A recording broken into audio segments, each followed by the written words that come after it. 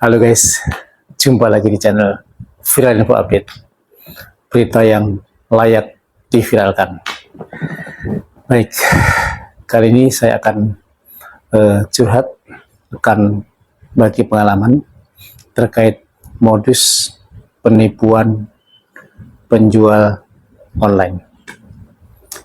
Jadi sebetulnya dalam penjualan online itu biasanya yang berkedok atau modus yang pengen menipu itu biasanya mereka itu menawarkan barang atau jasa yang harganya sangat miring atau harganya di bawah pasar.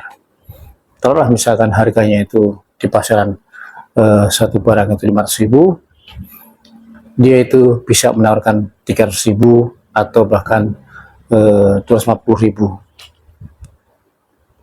Pokoknya di bawahnya harga pasar. Jadi konsumen itu sangat tertarik. Nah, kejadian ini bermula itu pada 26 Mei yang lalu, belum lama. Jadi saya pernah ingin membeli sebuah kursi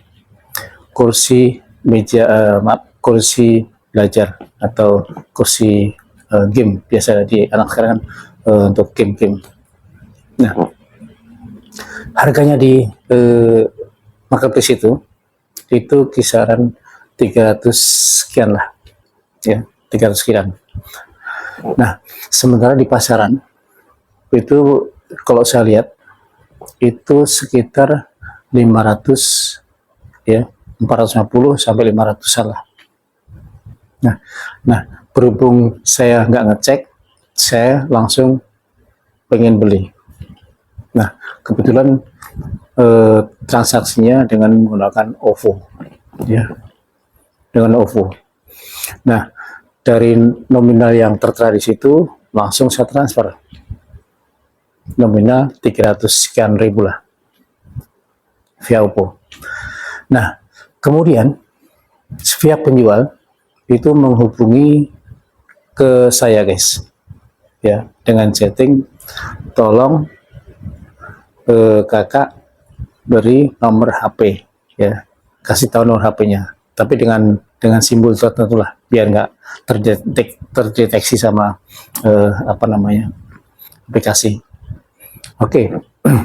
Saya tanpa berpikir negatif, akhirnya nomor HP saya kirim ke penjual.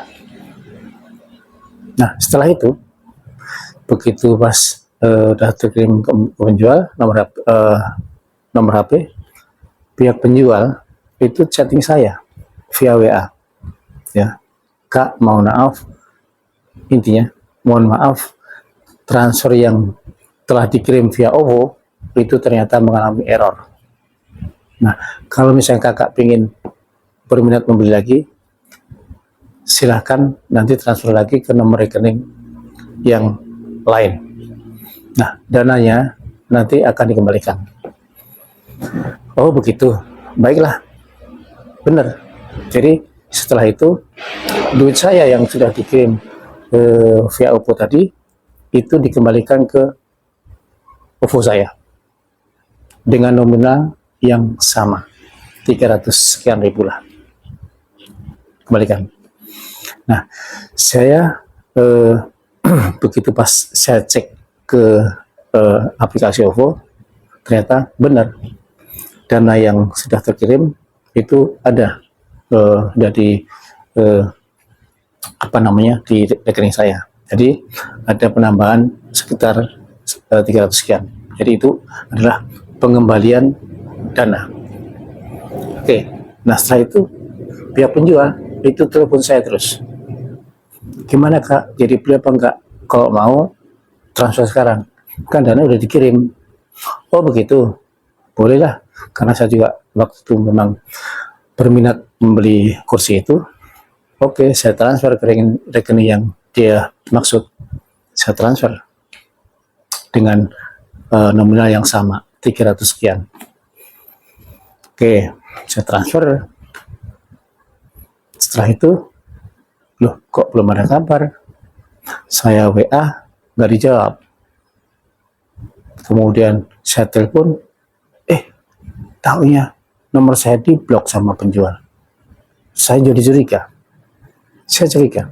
Akhirnya begitu saya telusurin lewat historis pemesanan saya di online tersebut, ternyata guys, pemesanan saya itu dibatalkan oleh pihak penjual. Ya, karena apa? Karena duitnya udah dibalikin ke saya. Jadi merasa dia itu membalikin duit ke saya, otomatis barangnya itu sudah dibatalkan, pemesanannya dibatalkan. Nah, jadi dengan kondisi ini, otomatis saya tambah curiga. Oh, ternyata benar. Begitu saya chatting ke pihak penjual di online tadi, saya tanya, loh berarti penipu ya? Nah, nggak jawab sama sekali. Nah, rupanya memang itu kejadiannya. Nah, jadi dengan kejadian ini, saya hanya pesan kepada teman-teman, ya, kepada sobat semuanya. Jadi kalau misalkan mau transaksi online, mau pembelian online, itu harus hati-hati, ya. Jangan seperti saya, ya. Jangan mau di chatting, jangan mau dihubungi oleh penjual.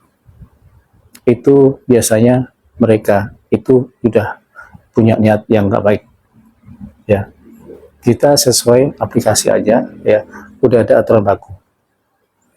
Oke, nah, jadi itu pertama. Jadi, yang kedua, kita kalau misalkan cari barang, nah, itu kita cari harga yang benar-benar masuk akal. Kalau misalkan pasarannya 500.000, nah, ya kurang lebih segitulah. Rata-rata memang naik turunnya nggak terlalu jauh. Tapi kalau misalkan ternyata ada penawaran harga di bawah jauh sekali, misalkan 300.000 atau 3,5, itu kita harus curiga. Begitu. Jadi nggak masuk akal, ya. Jadi kalau misalkan barang itu sesuai dengan standar, dengan harga yang masuk akal, itu kita maklum. Yang ketiga, ya, kita lihat penilaian konsumen, ya. Kan banyak komentar ke konsumen, puas apa enggak, kemudian barangnya bagus apa enggak, nilainya bintang berapa, itu juga sangat mempengaruhi keputusan kita dalam membeli suatu produk, ya.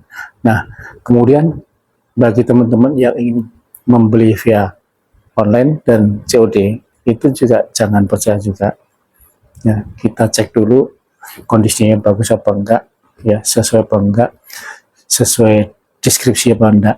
Kalau enggak, langsung dibalikin, jangan segan-segan. Itu.